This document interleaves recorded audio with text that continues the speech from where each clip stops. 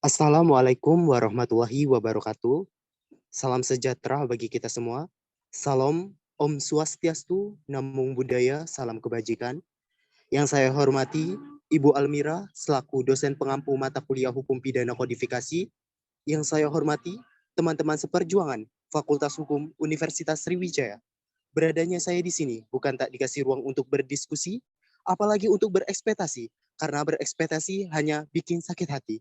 Maka dari itu, perkenalkan, saya Sandy Ardiriansa selaku moderator yang akan memandu jalannya presentasi Hukum Pidana Kodifikasi Perusahaan Barang oleh kelompok 7 pada sore hari ini. Selamat berlayar bersama ilmu pengetahuan bersama kami di 30 menit ke depan.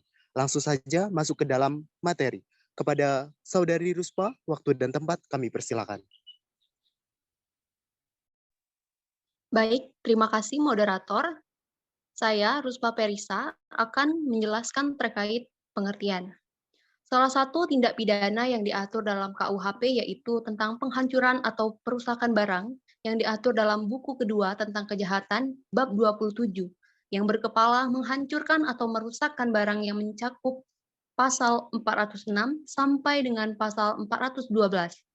Tindak pidana atau delik yang diatur dalam pasal 406 ayat 1 KUHP yang dapat disebut tindak pidana perusakan barang biasa atau tindak pidana perusakan barang dalam bentuk pokok. Menurut KBBI, kata penghancuran termasuk kata benda yang bermakna proses, perbuatan, dan cara menghancurkan. Sedangkan pengerusakan juga termasuk kata benda yang bermakna proses, perbuatan, dan cara merusakkan. Terima kasih. Selanjutnya, R. Susilo dalam bukunya Kitab Undang-Undang Hukum Pidana serta komentar-komentarnya lengkap dengan pasal demi pasal, mengatakan bahwa supaya dapat dihukum menurut pasal 406 ayat 1 harus dibuktikan dengan yang pertama, bahwa terdakwa telah membinasakan, merusak, membuat, sehingga tidak dapat dipakai lagi atau menghilangkan suatu barang. Yang kedua, bahwa pembinasaan dan sebagainya itu harus dilakukan dengan sengaja dan dengan melawan hak. Yang ketiga, bahwa barang itu harus sama sekali atau sebagian kepunyaan orang lain. Oke, materi selanjutnya, Sosilio memang tidak memberikan penjelasan seberapa besar atau kecilnya nilai barang yang dihancurkan atau dibinasakan tersebut. Akan tetapi, mengenai nilai barang kita dapat melihat pada ketentuan pasal 1 Peraturan Mahkamah Agung Republik Indonesia nomor 2 tahun 2012 tentang penyesuaian batasan tindak pidana ringan dan jumlah denda dalam KUHP, yang isinya Rp250.000 dalam pasal 364, 373, 379, 384, 407, dan pasal 482 KUHP dibaca dengan Rp2.500.000. Hal ini berarti selama barang yang dirusakkan tersebut tidak lebih dari Rp2.500.000, maka perbuatan perusakan tersebut dipidana dalam pasal 407 ayat 1 P.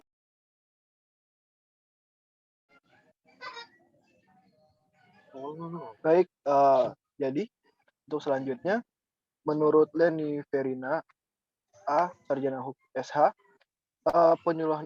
penyuluhan hukum muda, gugatan perdata kliennya tentang perusakan barang. Jadi kasus perusakan barang itu tidak hanya dapat digugat di pidana saja, tapi dapat juga digugat atas perbuatan melawan hukum yang diatur dalam pasal 138 atau 385 Kitab Undang-Undang Hukum Perdata, ya, yang berisi tentang tiap perbuatan melanggar hukum yang membawa kerugian kepada orang lain mewajibkan orang yang karena salahnya menerbitkan kerugian itu mengganti kerugian tersebut.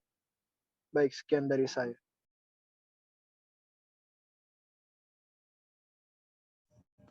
Baiklah, perusakan terbagi menjadi dua atau dikategorikan menjadi dua, yaitu yang pertama, tindak pidana penghancuran atau perusakan dalam bentuk pokok yang diatur dalam ketentuan pasal 406.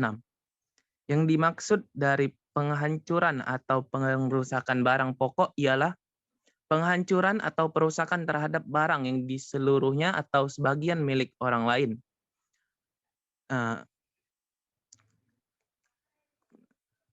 Tindak pidana ini diancam pidana penjara paling lama 2 tahun 8 bulan atau pidana denda paling banyak Rp4.500.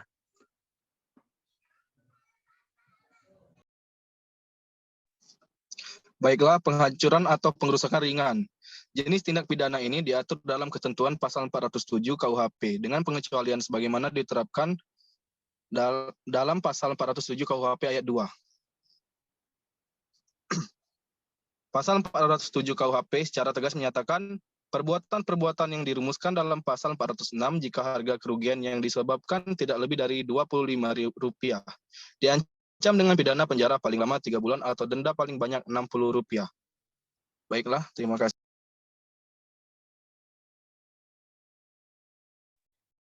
Pasal-pasal tentang perusakan barang, menghancurkan atau merusakkan barang.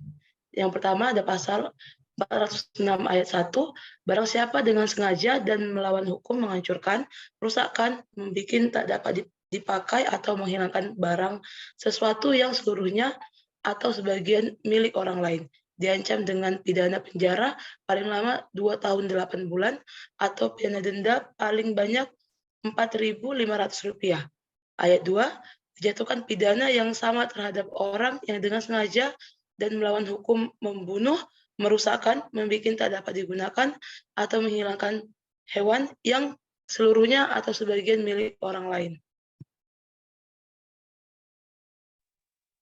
Selanjutnya, pasal 407 ayat 1, perbuatan-perbuatan yang dirumuskan dalam pasal 406, jika harga kerugian tidak lebih dari Rp25 diancam dengan pidana penjara paling lama 3 bulan atau pidana denda paling banyak Rp250. Ayat 2, jika perbuatan yang dirumuskan dalam pasal 406, ayat kedua itu dilakukan dengan memasukkan bahan-bahan yang merusakkan nyawa atau kesehatan, atau jika hewan itu termasuk dalam pasal 401, maka ketentuan ayat pertama tidak berlaku.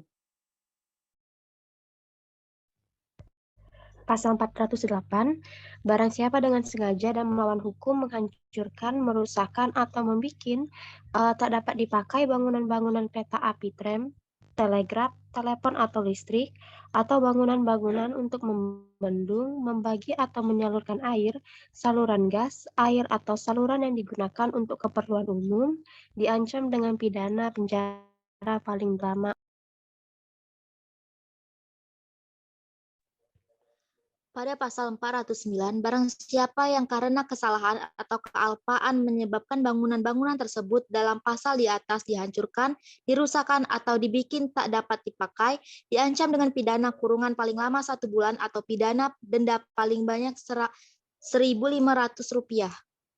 Pasal 410, barang siapa dengan sengaja dan melawan hukum menghancurkan atau membikin tak dapat dipakai suatu gedung atau kapal yang seluruhnya atau sebagian milik orang lain, diancam dengan pidana penjara paling lama 5 tahun. Pasal 411, ketentuan pasal 367 diterapkan bagi kejahatan yang dirumuskan dalam bab ini, yang mana dalam pasal 367 sendiri, 1. Jika pembuat atau pembantu dari salah satu kejahatan dalam bab ini adalah suami istri dari orang yang terkena kejahatan dan tidak terpisah meja dan ranjang atau terpisah harta kekayaan, maka terhadap pembuat atau pembantu itu tidak mungkin diadakan pembuatan pidana. 2. Jika dia adalah suami istri yang terpisah meja dari ranjang atau terpisah karena kekayaan, atau jika dia adalah keluarga saudara atau semenda, baik dalam garis lurus ataupun garis menyimpang derajat kedua, maka terhadap orang itu hanya mungkin diadakan penuntutan jika ada pengaduan yang terkena kejahatan. 3. Jika menurut lembaga matriarkal kekuasaan bapak dilakukan oleh orang lain daripada bapak kandung sendiri, maka ketentuan ayat di atas berlaku juga bagi orang itu. Kemudian pasal 412, jika salah satu kejahatan yang dirumuskan dalam bab ini dilakukan oleh 2 orang atau lebih dengan bersekutu, maka pidana ditambah 1/3, kecuali dalam hal yang dirumuskan pada pasal 407 ayat pertama yang berbunyi, jika harga kerugian tidak lebih dari Rp25, diancam dengan pidana penjara paling lama 3 bulan atau pidana denda paling banyak Rp250.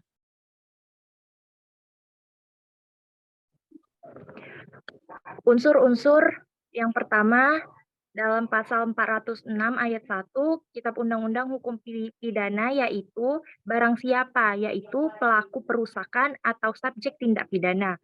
Yang kedua, dengan sengaja dan melawan hukum. Yang ketiga, melakukan perbuatan menghancurkan, merusak, membuat tidak dapat dipakai atau menghilangkan barang sesuatu. Yang keempat, barang tersebut seluruhnya atau sebagian adalah milik orang lain.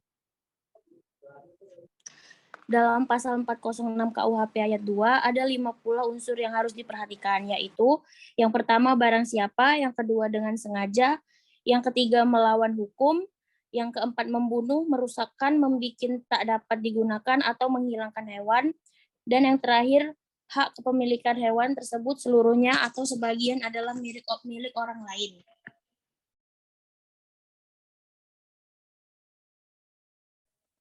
Contoh, dalam contoh kejadian perbuatan menyuruh orang lain untuk merusak barang termasuk dan plagen, dan orang tersebut mendapatkan hukuman yang sama dengan pelaku perusakan itu sendiri, sehingga orang yang menyuruh orang lain untuk merusak dapat dijerat pasal 406 KUHP tentang perusakan seperti layaknya pelaku perusakan itu sendiri. Sedangkan bagi pelaku perusakan pasal 406 ayat 1 KUHP tersebut dapat timbul dua konsekuensi sebagai berikut. Yang pertama, jika pelaku perusakan tidak tahu bahwa perintah tersebut bertujuan untuk merusak sesuatu. Misalnya, pelaku mengira bahwa ia memang harus menghancurkan suatu bangunan karena mereka memang tidak terpakai lagi dan akan dibuat bangunan baru. Maka tidak ada unsur kesengajaan untuk merusak sesuatu milik orang lain dengan cara melawan hukum. Yang kedua, jika pelaku perusakan tahu sedari awal bahwa perintah tersebut memang merugikan orang lain dengan merusak barang, maka ada unsur kesengajaan yang mengakibatkan pelaku dapat dijerat pasal 406 KUHP tentang perusakan. Next.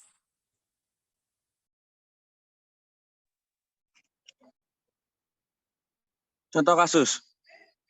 Terdakwa Haji Muhtar bin Taher pada hari Selasa tanggal 8 September 2015 sekitar pukul 8.00 WITA atau setidak-tidaknya pada waktu tertentu dalam bulan September 2015 bertempat di RT 04 Desa Renda Kecamatan Belo, Kabupaten Bima atau setidak-tidaknya pada suatu tempat tertentu yang masih termasuk dalam daerah hukum Pengadilan Negeri Bima yang berwenang memeriksa dan mengadili perkara ini. Telah dengan sengaja dan melawan hukum, menghancurkan, merusak, membuat tidak dapat dipakai lagi atau menghilangkan barang yang sama sekali atau sebagian kepunyaan orang lain yang dilakukan dengan cara dan rangkaian perbuatan sebagai berikut.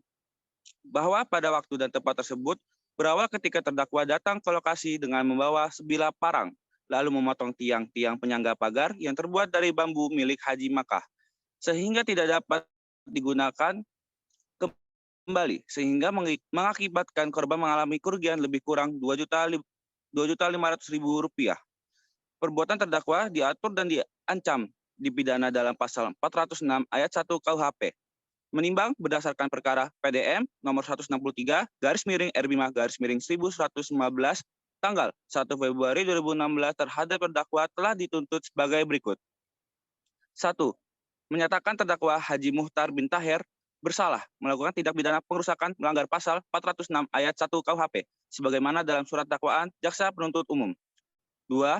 Menjatuhkan pidana terhadap terdakwa selama 4 bulan dengan perintah supaya terdakwa ditahan. Ketiga, menetapkan barang bukti berupa pagar terbuat dari bambu dan satu potong bambu berukuran panjang kurang lebih sekitar 1 meter dirampas untuk dimusnahkan. Keempat, menetapkan agar terdakwa dibebani membayar biaya perkara sebesar Rp2.500. Menimbang bahwa atas tuntutan tersebut Pengadilan Negeri Raya Bima telah menjatuhkan putusan nomor 317/PD8/2015/PNRBI tanggal 22 Februari 2016 yang amarnya berbunyi sebagai berikut. 1. Menyatakan terdakwa Haji Muhtar bin Taher tersebut di atas terbukti secara sah dan meyakinkan bersalah melakukan tindak pidana pengerusakan barang. Kedua, menjatuhkan pidana kepada terdakwa oleh karena itu dengan pidana penjara selama 2 bulan. Ketiga, memerintahkan terdakwa untuk ditahan. Keempat, menetapkan barang bukti berupa selanjutnya akan diajukan oleh rekan saya, Saudara Destra. Pengadilan Tinggi sependapat dengan pertimbangan hakim tingkat pertama dalam putusan bahwa terdakwa terbukti secara sah dan meyakinkan bersalah melakukan tindak pidana sebagaimana didakwaan kepadanya dan pertimbangan hakim tingkat pertama tersebut diambil alih dan dijadikan pertimbangan Pengadilan Tinggi sendiri dalam memutus perkara ini dalam tingkat banding. Kecuali pidana yang dijatuhkan kepada terdakwa menurut Pengadilan Tinggi terlalu berat serta mengenai amar dalam putusan yang menyebutkan memerintahkan terdakwa untuk ditahan dengan pertimbangan bahwa oleh karena dakwaan terhadap terdakwa adalah pasal 406 KUHP yang mengancam pidananya kurang dari 5 tahun dan tidak memenuhi persyaratan dalam pasal 21 ayat 4 AB KUHP. Sehingga dalam amar putusan tersebut tidak perlu mencantum agar terdakwa diperintahkan untuk ditahan. Sehingga putusan Pengadilan Negeri Raba Bimor nomor 317/PIT nomor 8/2015/PN-RBI tanggal 22 Februari 2016 perlu diperbaiki yang amarnya sebagaimana tersebut di bawah ini. Menimbang bahwa terdakwa dijatuhi pidana, maka kepadanya dibebankan untuk membayar biaya perkara dalam kedua tingkat pengadilan. Mengingat pasal 406 ayat 1 KUHP dan peraturan perundang-undangan yang bersangkutan mengadili 1. Menerima permintaan banding dari terdakwa dan penuntut umum. 2. Memperbaiki putusan Pengadilan Negeri Raba Bima nomor 317/PIT 8/2015/PN-RBI tanggal 22 Februari 2016. Segera mengenai penjatuhan pidana dan tidak perlu mencantumkan amar putusan agar diperintahkan terdakwa ditahan sehingga amarnya berbunyi sebagai berikut. 3. Menyatakan terdakwa Haji Muhtar bin Tahir tersebut di atas terbukti secara sah dan meyakinkan bersalah melakukan tindak pidana pengerusakan barang. 4. Menjatuhkan pidana kepada terdakwa oleh karena itu dengan pidana penjara selama 1 bulan. 5. Menetapkan barang bukti berupa. Baik, dari pemaparan sebelumnya dapat disimpulkan bahwa perbuatan menyuruh orang lain untuk merusak barang termasuk dan pelehen dan orang tersebut mendapatkan hukuman yang sama dengan pelaku perusakan itu sendiri. Sehingga orang yang menyuruh orang lain untuk merusak dapat dijerat pasal 406 KUHP tentang perusakan seperti layaknya pelaku perusakan itu sendiri. Sedangkan bagi pelaku perusakan pasal 406 ayat 1 KUHP tersebut dapat timbul 2 konsekuensi sebagai berikut. Yang pertama, jika pelaku perusakan tidak tahu bahwa perintah tersebut bertujuan untuk merusak sesuatu, misalnya pelaku mengira bahwa ia memang harus menghancurkan suatu bangunan karena memang tidak terpakai lagi dan akan dibuat bangunan baru, maka tidak ada unsur kesengajaan untuk merusak sesuatu milik orang lain dengan cara yang melawan hukum. Yang kedua, jika pelaku perusakan tahu dari awal tersebut memang untuk merugikan orang lain dengan cara merusak barang, maka ada unsur kesengajaan yang mengakibatkan pelaku dapat dijerat pasal 406 KUHP tentang perusakan. Baiklah, terima kasih kepada para pemapar materi. Iwak sepat, iwak gabus, dimasak dengan cara direbus. Makin cepat, makin bagus, karena pemateri kita sudah haus. Demikian presentasi dari kelompok 7 pada sore hari ini. Kepada para audiens, saya ucapkan terima kasih. Apabila ada pertanyaan, silakan tulis di kolom komentar. Jangan lupa like, comment, and subscribe. Saya akhiri. Wabillahi taufiq wal hidayah. Wassalamualaikum warahmatullahi wabarakatuh. And see you next presentation.